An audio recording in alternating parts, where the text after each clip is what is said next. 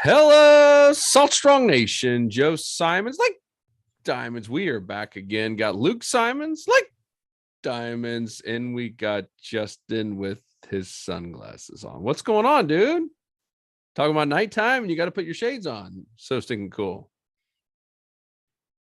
Oh, I can't even hear you. You're on mute. What the heck is going on? That my future's so bright, I wear my shades at night. I love it, dude. I love it. So I think this could be a super quick one. Basically, night fishing is the same as day fishing, except there's a moon out instead of the sun. All right, we're done. Goodbye. No, there's more than that.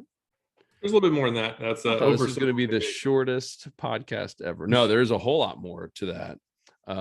There's some distinct advantages, and I don't know, maybe there's a couple disadvantages, but I would say more advantages than not. You just got to stay up later and, safety and navigation and all that stuff. And sometimes it's harder to get family to come with you at nighttime. But I mean, we had a guest on, the Mad Snooker, Captain Dave Pomerleau. The dude only fishes at night. And I think most guides in the state of Florida would say that the Mad Snooker is one of the better snook anglers in the state. Has probably caught more in his lifetime than most people in the country. And he only legitimately only fishes at night. And I asked him, I was like, well, how did that happen? He's like, well, if you haven't seen, he goes, I'm kind of a night owl. He's like, I'm pasty white. I don't really like to be out in the sun. And in the middle of the day in Florida, it gets pretty doggone hot. And there's all this boat traffic and every ramp, my customers want to go on the weekends a lot, and every ramp is packed.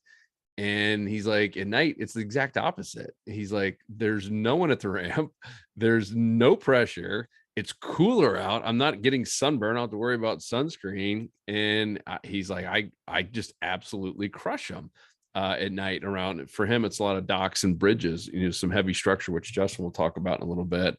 And he absolutely crushes it. And he does fish every night. So where do we want to begin on this?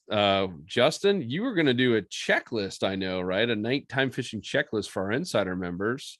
So let's have you kick it off, because I know you've spent a lot of time at night with and without shades on. Oh, with shades on.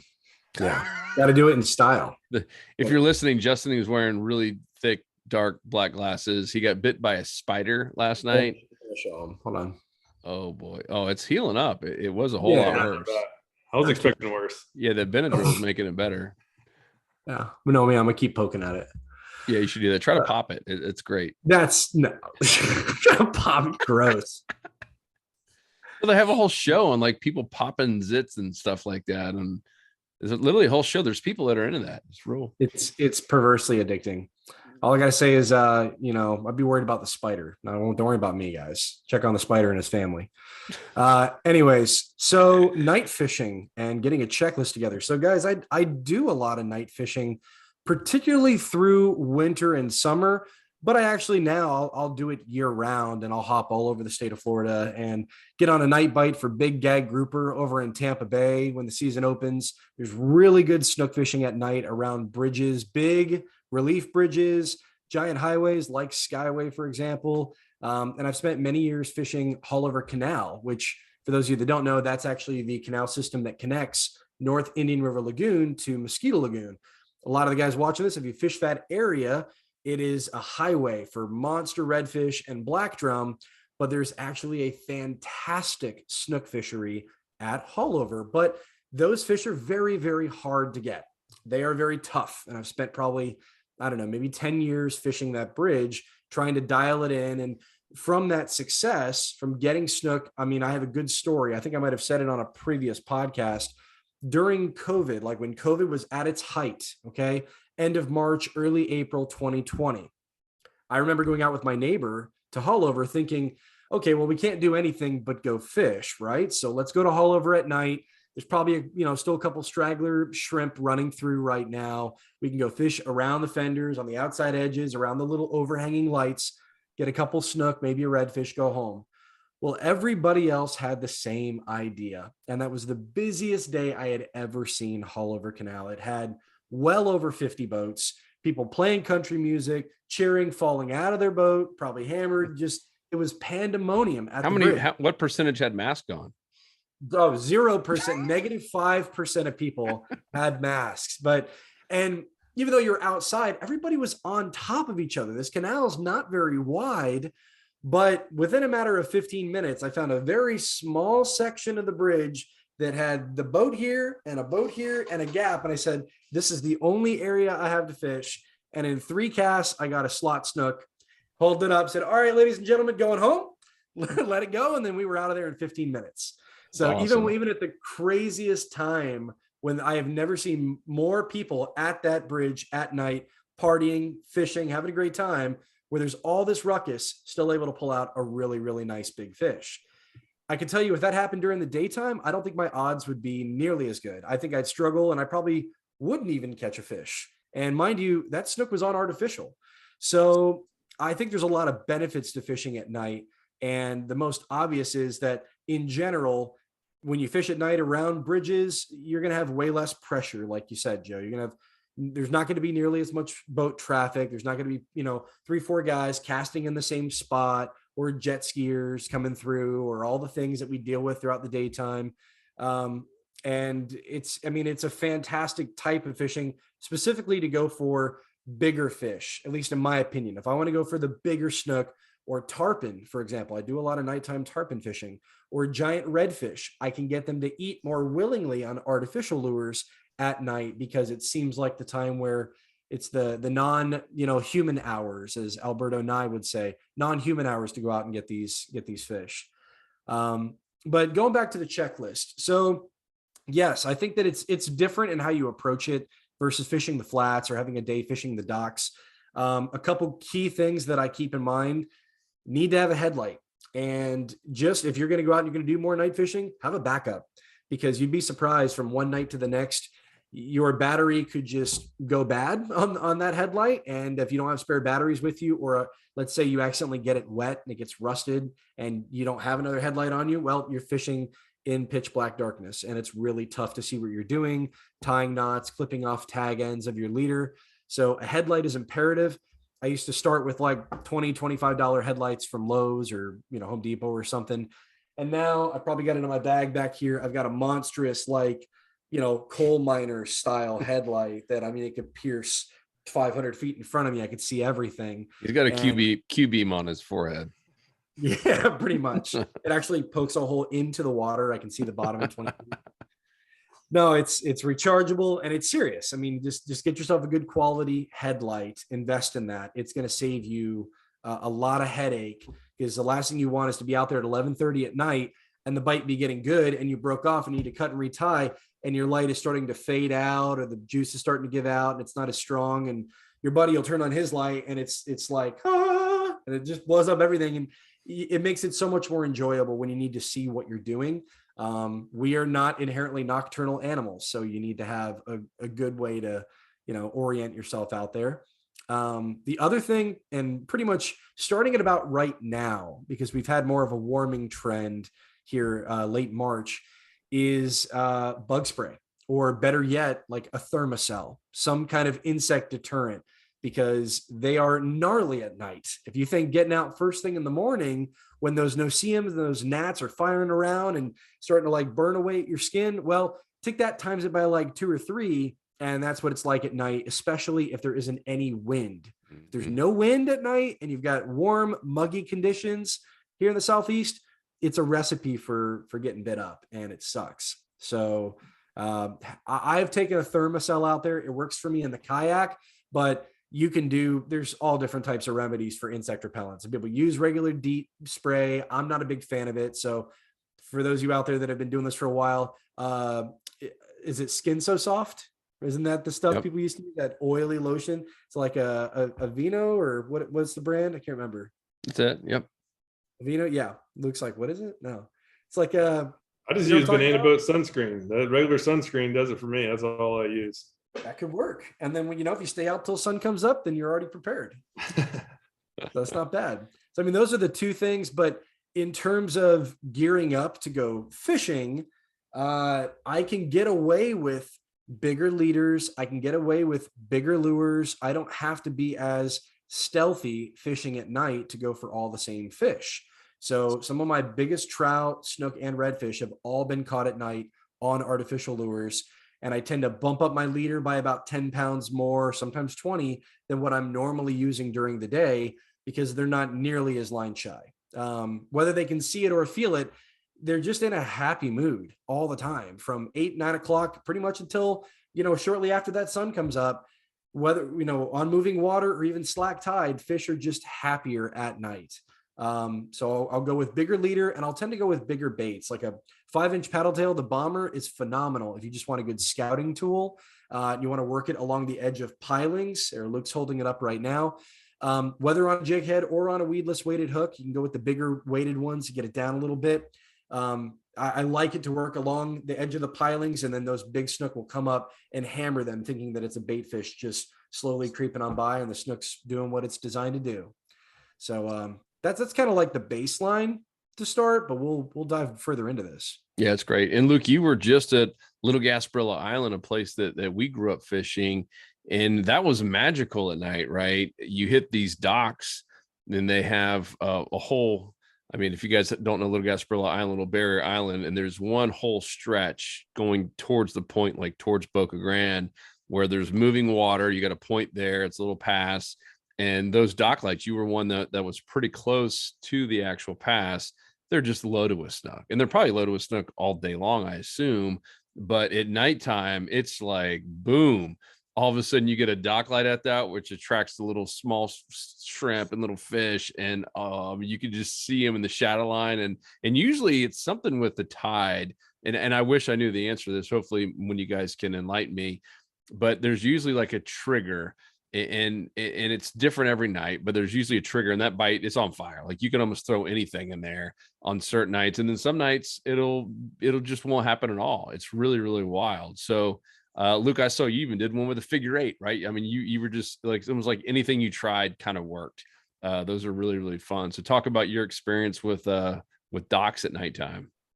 Yeah, I mean, just a lot of the predator fish will use the docks for ambush and prey and for safety from dolphin. And the cool thing with a lot of docks is people will put lights, and there's nothing special about Little Gasparilla.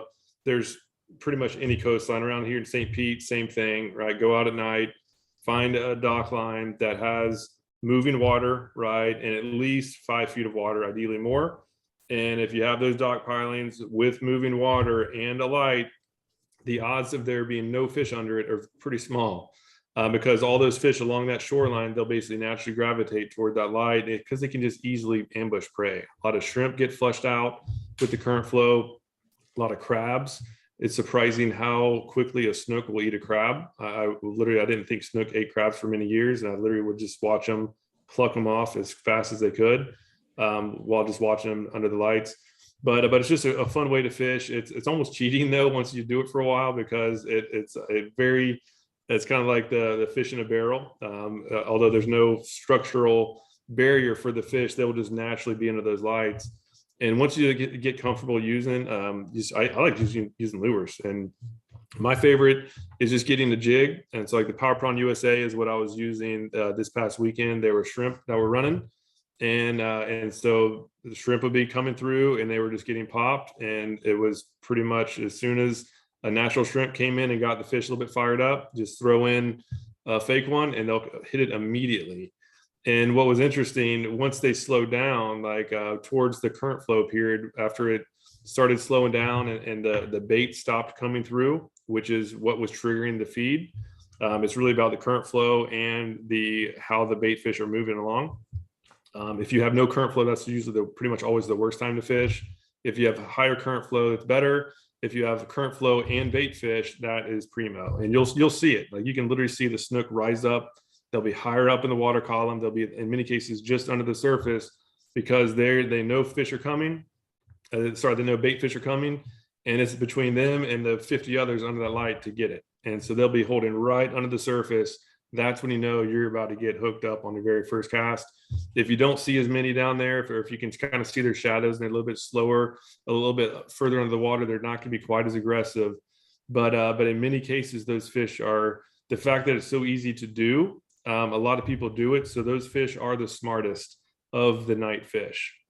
So if I'm going after the really big stuff, I actually don't like fishing the dock lights. I'd rather go to a bridge or something like that that doesn't have an actual direct light shining in the water, just because those fish aren't as heavily pressured and they can't see quite as well. I've had countless times where you can watch a snook under the light. They'll follow. They really are analyzing that lure. They are 100% used to being fished. They're very finicky. If you don't have a good lure, and if you don't have scent on that lure, your odds of catching them really go down. So it wasn't like the old days where you could just kind of throw anything in there and get a hit. Now it's definitely more, it takes a little bit more skill if you're using lures. If you see shrimp going through and you have a live shrimp, you're going to get eaten. Right. So live bait under the lights is really, really hard to beat. But yeah, as far as night fishing, the easiest route is to go find a dock line. At least some of them will have some lights on them. If they're shining down directly into the water, that's good. If they're underwater lights, that's good too. I prefer the light shining down more than the underwater green light shining up. They both work. Why do you prefer the ones above? Just seems like I catch more fish off the ones that's shining down. And a cool thing that I've recently learned is that the snook are almost always hovered at the top. And then on the light shining down, I've caught a lot of redfish as I've been bouncing jigs along the bottom. So that's something I never did. I would always target those fish you could see. And then I started bouncing once got used to these power prawns on the jig heads. I would start just bouncing it down on the bottom to see what was down there, and started picking off some really big redfish and grouper and all sorts of stuff. So the downward light, right, that is illuminating the entire spectrum of the water. Whereas those a lot of those underwater lights, they're actually floating. So there's a weight on the bottom, and the light is hovering mid column, and the light is just pointing upwards. And so really anything below it is just black and isn't really getting the benefit of the light. For spectators, like for homeowners who just like to look at the fish, the underwater light's way better because you can see the fish a lot better. But I think when it's pointing up, those fish are down below it. They can just see the lure and analyze it a little bit better. And it just seems like they're a little bit more shy when the light's under the water. Yeah. But even if there's no light at all shining in the water or in the water, even the floodlights, there's light like 8 feet off the water where they're just kind of a floodlight over the dock. That actually works really good as well. Those don't get fish nearly as much, but they hold a ton of fish. So it's all fun. I was just gonna agree. Like I remember fishing a lot of green underwater lights is tough. You see a lot of fish, but you don't hook up as much. And those overhanging spotlights where you really can't see as many fish, but you end up catching way more fish. It's a really good tip. And even in between the docks, I remember for years we would just have the trolling motor down and we would only fish the dock lights, right? So we go for one dock light and we either caught some and they shied away or they weren't there, and then troll motor up the next dock and just be talking or whatever. Make casts. Like even the docks without lights, there's many times going to be fish around them, especially in the full moon where now they can pretty much see everywhere. Make casts even on the docks that don't have the light, because those fish right there naturally designed to be able to feed at night without any lights. And so I think a lot of a big mistake a lot of people do, myself included for many years, was I would just totally skip the non-lit sections. And in reality, there's going to be good fish there as well. On that subject, talk about the importance of fishing the shadow lines. I think that's a mistake, and I've seen some people in the community talk about, it's like, man, I was tossing it right underneath the light or right above it if it's an underwater one, and thinking they're going to get the strike right there. And a lot of time that can work. Sometimes if they're feeding right there, it can happen wherever. But many times, Luke, at Little Gasparilla, for instance, we were getting the most consistent bite right there in that shadow line. Yeah, the best thing to do is to cast, to start down current of your light that you're going to be targeting. Cast over the light up current, and I like to use a jig, like a 1/4 ounce jig head with like a smaller lure, like a 3-inch to 4-inch, whether it's a shrimp tail or paddle tail, either work. I kind of prefer shrimp, especially when the water's clear, just to have a little bit less vibration. Again, these fish are very finicky. They've seen every single lure probably a million times, and so you want to be natural. You don't want to be abnormally loud. But if the water's murky, that's when I'd use the paddle tail. But lately I've been using shrimp tails cast up current, let it sink for a couple seconds, and then literally reel fast. This isn't like a finesse type situation, because the longer you give those fish to analyze that lure, the more likely they are to not eat it. And it's literally going for the ambush, or sorry, for the instinctual strike, where they literally have a split second to make a decision. That lure is flying through there. They think it's a bait fish trying to get away, and you need to just trigger that instinct strike. And it's shocking how much more fish I started catching once I started doing away with the finesse. Like, it's not like sight fishing a redfish on a flat where you have to be real gentle and slow and methodical. And here on those lights, in many cases, just crank it through and hold on tight. It's a whole lot of fun. Yep, that's good. I want to make a point, because you brought it up about Little Gasparilla. We use that because we've fished there so many times, and it was some great memories growing up. But you remember that time, Luke, I went over to Perdido Key, had no boat, but we were on the beach side, but that same condominium that we were staying owned all the property on the intercoastal side there. And so we were able to walk across and use their dock. And then right next door had a dock with one of those big lights looking down. And there's no snook up there, right? But I could see the water's cranked. I was like, man, this looks so good. And it was just perfect conditions. And I started making casts up there. I mean, it was crazy. I went back and got the kids. I was there by myself. I went back and got everyone. I got all the nieces and nephews on fish. Like, there were so many trout and a couple redfish, but the trout were just on fire underneath these dock lights. Went back the next day during the daytime, had a little break from the beach, couldn't catch a single thing, not one. I mean, there's tons of boat traffic, there's waves everywhere. And I went back again the following night, caught more fish again there. And I was the only person out there. It was so peaceful. There was a few bugs. But other than that, I was catching a whole lot of fish, and it was just so nice. It's more quiet. I feel like the wind dies down a lot of times at nighttime in the summer, dies down a little bit. It's just, I loved it. It was one of my favorite memories there. So yes, you can do this anywhere that there is some moving water, and that happened to be close to one of the passes there. So very similar to Little Gasparilla story, and they had good lights, and there was some bait moving through, and crushed it. It was a blast. I want to say something too. I wrote down for spray. One of the best things I found, someone turned me on to the No Nats, NATZ. It's the flat out works. No gnats. So these are for like those little gnats, the sand fleas, the things that just, not necessarily the mosquitoes. It will help for that, but those little just no-see-ums, it absolutely works. You can buy it on Amazon, NATZ, No Nats. My little tip. So let's talk bridges. So we covered the dock lights. That's a fun way to catch fish, for quantities of fish and for ease of doing it. Bridges, and I know, Justin, you've done a ton of this. You've done a lot more than I have. Just kind of give a quick synopsis of bridges and going after the bigger fish under bridges. So yeah, I was listening to you talk about how you're approaching and presenting when fishing docks. And it does sound very different when you fish a bridge, like you're trying to keep stealth in mind, even though you're night fishing.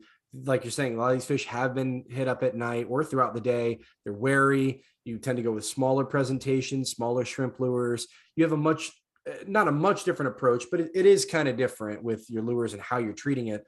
When I'm fishing a bridge, like 10 to 20, 25 feet deep or more, I'm going big baits, loud. I'm hammering in between the pilings. I'm getting in the diciest, gnarliest, heaviest, craggliest structure. Like, any cast I make could result in a monster fish. And that's possible to do at docks. Like, you could hook a 40-inch snook at a dock, but you're going to have a lot, if there's snook in the area, you're going to have a lot of those 20 to 24, 25-inch fish, a lot of them, which are a ton of fun to catch. You're going to get into a mess of trout. Depending on the light orientation, you'll get some redfish. But if you want the bull reds, if you want the 32, 34-inch plus snook, big gag grouper in Tampa Bay, I like doing that. It's a unique fishery. And I think it is possible in some bridges further up the West Coast as well. It's about big presentation. It's about getting noticed. So those fish in deeper water are much more comfortable. And during the daytime, when people fish it, either you've got boat traffic heading through the channel system or around all the pilings. I think of tarpon, for example. My gosh, like I love fishing for tarpon at night, and that's pretty much some of the only times I can get them to eat artificial, just because they're happy. But all these fish are looking for big baits. They're looking for ladyfish. They're looking for mullet. If a pinfish comes by, they want the double-decker cheeseburger of pinfish. Like they want the bigger presentations. He likes big baits and he cannot lie. No shame. No shame. And scent definitely helps. Like I'm always going to put Dr. Juice on. I'm always going to have a trail behind me when I'm working that bomber, or I'm working an even bigger paddle tail. Sometimes I'll throw 7 to 10 inch paddle tails or eels. I just want a much bigger silhouette or profile. I know that if a big fish is going to decide to be like, I'm going to get a snack, he's not going to want to eat a 3-inch shrimp. I mean, can they? Yes, they can. But the bigger power prawns on heavier, bigger jig heads, I talked about the striper eye jig heads in a recent review, 1/2 ounce, 3/4, 1 ounce, when there's rushing current, the bigger power prawn USA or the Brazilian power prawn, great options. I mean, I've caught a lot of the more quality snook on artificial shrimp lures, so that's a good thing that I'll have tied on. But topwater is kind of out of the question for bridges. I know I saw you grab the Moonwalker. We kind of addressed it on like a pre-com before the call. I think a Moonwalker and topwaters have their place when fish are busting and they're really fired up on bait fish running by. But at bridges, with it being so deep, you kind of want to find like that depth highway that these fish are going to be staged, mid-water column, 3/4 of the way down, near the bottom. And you really are going to need to poke through that water column when you fish water that's deeper than 10 to 15 feet to find that sweet spot. And that's really why I mentioned swim baits are a good search tool, because depending on the jig head that you're going to use, you can kind of determine at what range you're going to run that lure across those pilings or across the fender boards to be able to get in that strike zone of those fish. Because a lot of times they're going to want to come up and eat something. So you're going to want to be off the bottom. And you're just going to want to present it like either here or here, here. And every day you go out is going to be different. These fish are going to kind of move up and down to the water column and stage, and they're going to ambush feed, stuff that's coming by the structure. That's good. He likes big baits and he cannot lie. Let's talk about flats. Do you ever fish the flats? I mean, I know, like even this morning we started really early. And the topwater then. So it was technically night because the sun hadn't come up yet. But it's tough. Like it's tough. Like we started fishing those mangrove lines, Luke. It's really tough to gauge. All right, am I actually in the mangrove trees? Did I get close enough? It can definitely be a little bit tougher when there's no light out there whatsoever. What do you guys think? I love it. And that's a type of fishing that I for many years I would only do the snook lights, like the lights at night. And then when I started tournament fishing, when I lived over on the East Coast in Melbourne, started doing these tournaments, and some of them, the captain's meeting would be on Friday night at like 7 o'clock, right? Like I have some food and everything. And every once in a while it'd be like 2 or 3 a year, is that the fishing could start immediately. And so we could start fishing as soon as that captain's meeting is over. And then weigh-ins at 3 o'clock the next day on Saturday. And so the best bite is almost always at night. And we just literally fish all night long. And so I did that many times, and I realized that it was surprising how good the normal daytime spots were at night that didn't have any lights, that didn't have anything abnormal. And it makes sense too, right? Those fish aren't going to go 2 miles to find a dock light if there's no lights around. They're just going to be positioned in their normal areas. And as mentioned earlier, right, there's just not much traffic on the water. So those fish, fish are really designed to ambush prey. They can see well enough to feed at night. There's less pressure. Like they're happy. They have less pressure, and it's a great time to go catch a bunch of fish. And so one of my favorite lures for fishing the flats at night is the topwater plug. Just a normal walk the dog lure. This is the Moonwalker. Obviously, pretty much any lure to work. And these fish aren't very spooky, so you can just basically power fish covering a lot of water, and those topwaters will just absolutely get slammed if it's really calm out. So if it's just flat calm, sometimes topwater is just still too loud. That's when I'll just go with a big paddle tail, like the bomber. It's a 5-inch paddle tail with a big tail on there. It's not going to be as loud as the topwater, which has rattles and is just really causing commotion. But this paddle tail gives off enough vibration where those fish can hone in on it and find it pretty easily in low light conditions, and they absolutely slam it. And so what I found in general, right, obviously current flow is a big deal, but in Indian River, there really wasn't a lot of current flow. In many different nights that we fished this, there was a pretty common theme, and the best bite was almost always within an hour or two before and after the sun set. So like right when that sun's going down, leading up to it was great. As it was setting, awesome. And then as you start seeing the light dim and dim and dim and get dark, man, that was like the best time. And what was always the worst time was about 3 a.m. So like the 2:30 to like 4:30 in the morning really in general would die off. Sometimes it was good, but in general, up on the flats, that was really the time where it just really not much happened. But then as soon as around 5 a.m. came around, like the sun is just barely starting to light up the sky on the horizon, it just like flat out turns on again. And it's just like, so like the first beginning of night and the last part of night is like the magic time, I would say, in general, all else being equal. So if you are going to get into night fishing, I would say, and that's kind of the safest time to do it too, where you can actually get to your spot at daylight if you're fishing in the evening, and then you just have to be really careful coming back. Or in the morning, you can just get there really slowly and carefully at night, and then when you come back during the daytime, it's light out. So if you're new to this night fishing, try to do it at the beginning or ending of the night. It's safer and it seems to be better as well, but it's awesome. So if you are doing it again, I just like topwater, and artificial lures, in my opinion, is better than live bait just because you can cover ground. The fish, they're happy. It's really about just covering ground, and it's a numbers game. So just try to get a decent looking lure in front of just as many fish as you can, and you're going to get popped. It's a lot of fun. You mentioned the bomber, the Slam Shitty bomber is what you're holding. What about Gold Digger bomber? I know, Justin, you like the darker one at night, perhaps, or no? It's probably good. I've never used it. I mean, I've been using the Gold Digger bomber when the sun gets high, actually, because I feel like that black contrasts really well. I haven't tried the Gold Digger bomber at night. One thing I actually wanted to add is that's a cool time when it's dark. Well, let's consider any time that the sun is not up over the horizon, nighttime, even if it's early morning, right? Like, let's say that 4 to 5:30, 6:15 window before that sun breaks the surface. And I got your $5 word for the podcast because I know we like $5 words. Mm-hmm. Crepuscular. What? What? That one sounds made up. That one might party be made time, up. party time. Crepuscular. Say it in a sentence. I went fishing during crepuscular hours. Man, I hope that's right. I don't know. Yeah, it's like it's that nautical twilight, that kind of that weird magical hour where it's not the horizon, but you're like, I think I see a little flicker of orange off in the distance. And you know what, Luke, down in Indian River, there's some areas in Wabasso and Vero that I'm going to go check out here soon that the monster snook are not up in the mangroves. They're off the mangroves, and you can work the bomber in the topwater. And man, that's when those really big girls are going to hit in that dark light time period. So big trout too. Yeah, that's when we caught a lot of our big tournament trout. They got crepuscular thighs, big girls.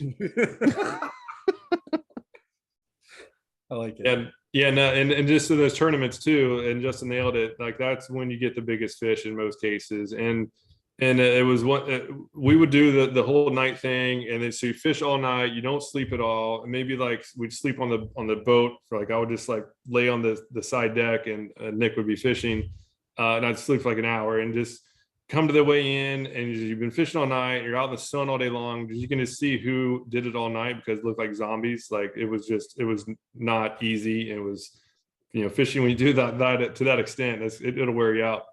So what we started doing is on the night fishing, if we decided to fish at night, we would just fish at night, and then we'd have these little hammocks. And the rules for the tournament is you couldn't go on the mainland, but there's a lot of islands out there. And so we started just as soon as the sun came up, knowing that the bite's going to die off, we have you better get our weigh-in fish at night because we're going to just pick up and sleep on the islands during the day. And we actually won the grand finale because we just got all of our big fish at night, and then just kept them in the shade with the live well going, because if the fish died, you have a point deduction or half pound deduction.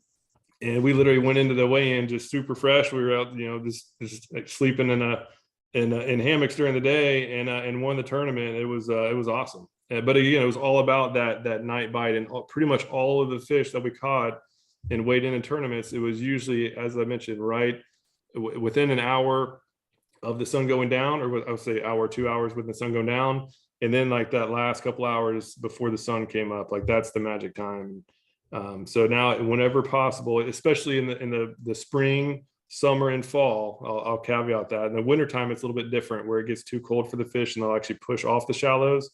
But during the spring, summer, fall, especially the summer and the fall, that nighttime bite is just awesome on the flats. And just need to make sure to be very aware of where you are, because no matter how many times you've been out there, when you're out there at night for the first couple times, it's easy to get confused on where you are. So make sure that you're super careful, that you have a GPS where you can constantly look and just make sure that you're in the areas that you think you are, because if you're not paying attention just for a split second, you can get yourself into trouble.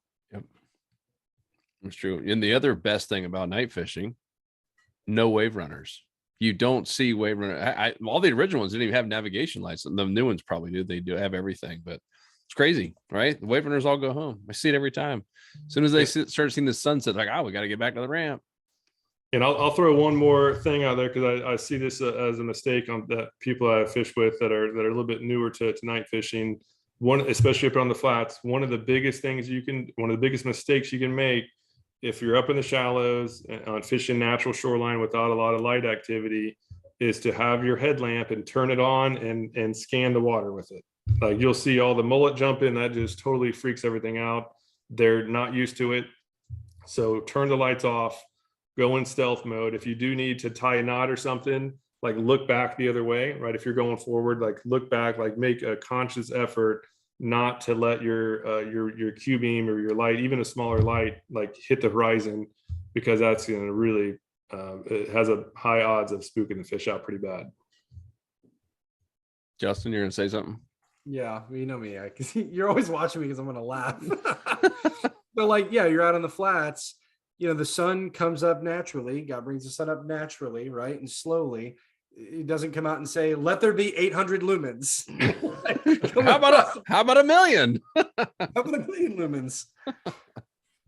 Yeah, you can get away with a lot more at night, as far as being a little bit loud, but like a quick zap. It's almost like a shadow. It's like a daytime shadow going over a fish will spook them, just because it's quick darkness, and quick lightness is just as bad. Yeah, that's good. Cool. Anything else, Justin? I'm excited to see your nighttime full checklist. Yeah, it's gonna be cool. Go through the whole shebang in my waterproof bag when I go out for the big monsters. Go for some tarpon, some snook, and maybe even some Goliath. Believe it or not, they're there, but it's scary to target them at night. It's a fun bycatch. That's awesome. Cool. If you guys have questions, let us know. We'll probably work on a little mini course for this as well. It's come up quite a few times. And, it's great to talk about this, but it's also great to see someone do it on the water. So that'll probably be something we do next. Is it's just always been tough, because the camera, even an iPhone now, these iPhones are really great during the day, but if you try to use them at nighttime, you watch it, it's just not that good. You have to be right up next to someone and like really up in their face for it to really work well. With kind of the night vision. So a lot of it's just been the photography issue, but we'll definitely go get some, and we'll make it happen for you Insider members. So if you're not a member, what the heck you waiting on? 27 cents per day to basically have a fishing guide in your back pocket telling you, we have some really cool software. If you guys haven't seen it, it's for Insider members only, that actually goes out 14 days and shows you, it's a predictive analysis tool, the best days to go fishing to catch inshore saltwater fish, redfish, speckled trout, snook, flounder, etc., and even the best time of day for every single day. And now we've got wind, we've got sonar, so we now have our own maps. We've got doing a deal here pretty soon with Windy, like the Windy app, where we'll have that overlaid on top of all of our charts and the sonar. It is, oh my gosh, I can't wait for you guys to see it. A lot of it's there already. But we have a whole lot more coming over here in the next couple of months. And then, the final piece, of course, is the tackle discounts, and then our smart fishing game plan, where every week we get on a little satellite map and basically curate everything that's happening for the trends in your area and tell you exactly what types of spots to go fishing every single weekend. So if that sounds like something you'd like, come join us. It's completely risk-free. Luke will personally cut your money back if you don't feel like you caught more fish and save time. Is that right, Luke? Absolutely. Yeah. I mean, I've always been raised to make sure that we earn our keep. And so we have the most generous guarantee offer where if you don't think it's literally the best fishing investment you've ever made, just let us know and we'll give you full money back. And if you sign up with the annual plan, you have the entire year to make sure that it's amazing, that we live up to every promise. And again, if you don't, just takes 2 seconds, send us an email and it'll get your money back ASAP. Yep. And if you're not happy, we'll have Justin pop his little spider pimple on camera. That's in the small print. That's in the very small print. Very small print. That's yeah, true. no small print, no catches. It's really just, get out there, use it. We know it's great. We know it can help you catch more fish for yourself, but even leave a legacy for your kids and grandkids too. This is something that brought our whole family together, and we want to make sure that you have the ability to do that as well. Yep. All about creating those memories. We want to create more memories with your loved ones? Then join us in the club. If you don't want any photo albums, that's fine. Just sit by yourself. Hope and pray the next trip's better. No more catfish. All right, guys. Appreciate you big time. That's all at saltstrong.com. You can see a place to join the club. And of course, every one of these podcasts we put in the fishing tip section at saltstrong.com. So if you're watching this on YouTube, it's tough for us to check all the crazy comments because there's some absolutely crazy people on YouTube, because I think anyone with a pulse and 50 email addresses can have 50 different accounts, and people just say the wildest things on YouTube. And so for the most part, we try to answer all the questions over on our blog. So if you want to be taken serious and actually like interact with us, then go over to saltstrong.com, the fishing tip section, and we would love to interact with you. We check every single comment on there. Come right to us. And of course, take it a step further, we have a private community for insider members. That's a place that you can interact with us and send us questions, chat with us, etc. So that's community.saltstrong.com. Otherwise, we are out of here. Hope you guys have an amazing rest of the week and get a little night fishing in this summer. Peace. We out. Justin, Luke, great job, guys. See you. Woo, woo. What was the $5 word again? Crepuscular. Crepuscular. I'm gonna have to look that sucker up. Otis just came. He's like, "What?" Huh? Yeah, Otis doesn't believe that one either. Oh, that was good. Peace.